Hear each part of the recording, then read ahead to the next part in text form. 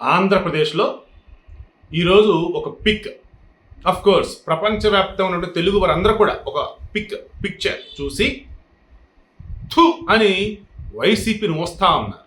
Vasavi online services మా వద్ద passport visa services కలవు. వీసాలో 99% అప్రూవల్ సక్సెస్ రేట్ ఉంది. Please contact 8019482544. వైచిపి అంటున్నారు. ఎందుకు?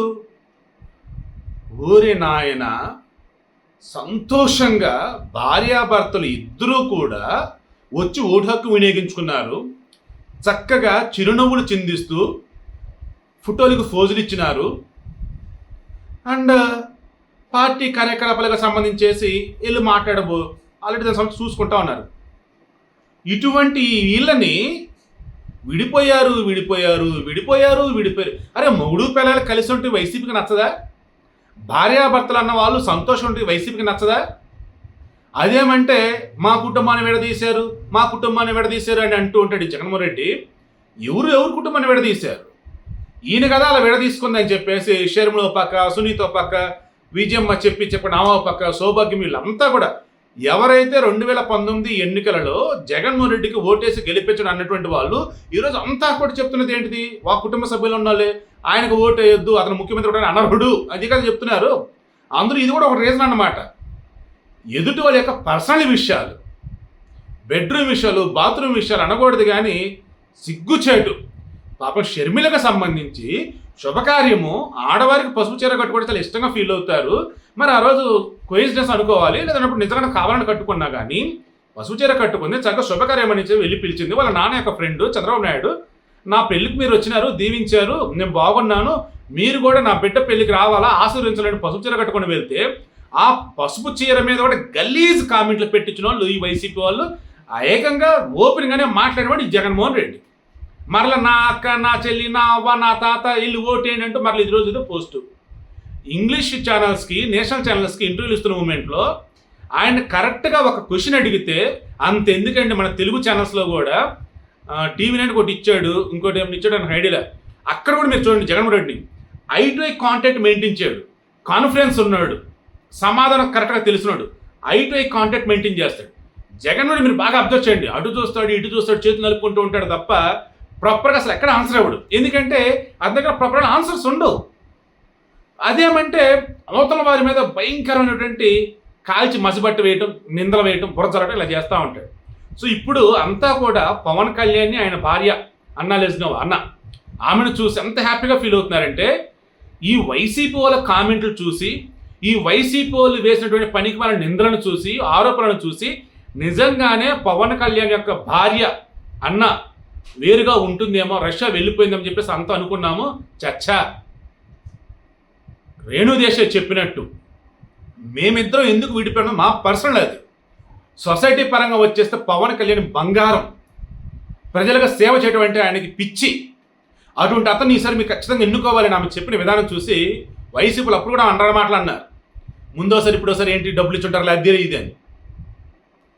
ఇప్పుడు అర్థమవుతుంది అందరికీ, పవన్ కళ్యాణ్ అనేబడేవాడు మొదటి పెళ్లికి సంబంధించి పెద్దలు ఇష్టపూర్వకంగా వీరిని అడగకుండానే కలిసి ఉంటారు, బాగుంటారంటగా చేస్తున్నారు.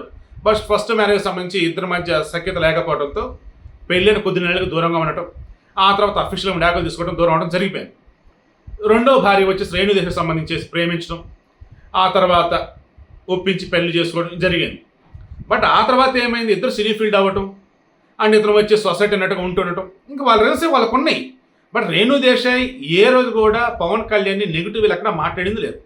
పవన్ కళ్యాణ్ నోరెత్తి ఒక్క మాట కుటుంబానికి సంబంధించి అనింది లేదు. కానీ పోసాని కృష్ణమూర్తి చేత గలీజ్ కోతలు, ఒక ముఖ్యమంత్రి అనే విషయం కూడా మర్చిపోయి ఇదే జగన్మోహన్ రెడ్డి అనరాని మాటలు, పెళ్ళాలంటాడు, పెళ్ళిళ్ళు అంటాడు, ఏదేదో అంటాడు. అలాగే వైసీపీలోని మిగతా వాళ్ళు చేసిన అభివృద్ధి చెప్పండి రా బాబు అంటే చెప్పరు. అదేమంటే ఇదిగో మూడో భార్య కూడా ఆల్రెడీ దూరం పెట్టేశాడు, విడిపోయారు, నాలుగో భార్య రెడీగా ఉంది, ఐదో భార్య వెయిటింగ్ అంటూ పిచ్చిగా గలీజ్ తరంగా ఈ వైసీపీలు చేస్తున్నారు. ఈరోజు ఎన్నికలు జరుగుతున్నటువంటి ఈ సమయాన ఈ వీడియో ఇవ్వటం ఖచ్చితంగా చాలా చాలా అవసరం. ఎందుకంటే మీరు ఎవరిని ఎన్నుకుంటారు అన్నదానికి మీ మనస్సాక్షిని అడగండి, ఈ వీడియో చూపించి అడగండి. ఇదిగో భార్యాభర్తలు చక్కగా కలిసిమెలిసి ఉన్నారు, బట్ వాళ్ళు ఏమన్నారు ఏంటి చూశారు కదా, ఏం చేద్దాం చెప్పు అని మీ మనస్సాక్షిని అడగండి. చెప్పేదాని ప్రకారం వెళ్ళి ఓటేయండి. కుటుంబాలు, బంధాలు, బంధుత్వాలు, అభివృద్ధి, పిల్లల భవిష్యత్తు ఇవన్నీ ఎవరు ఆలోచిస్తున్నారు? ఎవరు దానికి తగ్గట్టు అడుగులు వేస్తూ ఉన్నారు? ఎవరు నీతివంతమైన స్వచ్ఛమైన రాజకీయాలు చేస్తూ ఉన్నారు? ఎవరు అభివృద్ధి గురించి, రాష్ట్రం యొక్క బాగు గురించి మాట్లాడుతూ ఉన్నారు? ఎవరు పక్క నుండి పిల్లల గురించి, ఇళ్లలో జరిగే విషయాల గురించి, ఏ చీర కట్టుకుంది, ఏ లంగా కట్టుకుంది, ఏ ప్యాంట్ వేసుకున్నాడు, ఏ డ్రైర్ వేసుకున్నాడు, ఇవి ఎవడు మాట్లాడుతున్నాడు? క్రాస్ చెక్ చేసుకొని మనస్ఫూర్తి వెళ్ళి ఓటైతే వేయండి. అందరికీ నమస్కారం. తెలంగాణలో 17 లోక్సభ స్థానాలు, ఆంధ్రప్రదేశ్లో 175 అసెంబ్లీ స్థానాలు, 25 లోక్సభ స్థానాలు ఎన్నికలు జరుగుతూ ఉన్నాయి. ఖచ్చితంగా ప్రతి ఒక్కరు మీ ఓటు హక్కుని వినియోగించుకోండి. ఇదిగో ఓటేసా నేను, ఓకేనా? సో నా బాధ్యత నేను ఫుల్ఫిల్ చేశాను. ఓటు వేసాను అని మీ మనసుకు మీరు సమాధానం చెప్పుకుంటే, ఆ తర్వాత నీ చుట్టుపక్కల ఏ సమస్య ఉన్నా నాయకుడిని, అధికారిని ప్రశ్నించే హక్కు నీకుందని అదే మనసు నీకు చెప్తారు. ఆ ధైర్యం కోసమన్నా సరే ఖచ్చితంగా ఓటు అయితే వేయండి.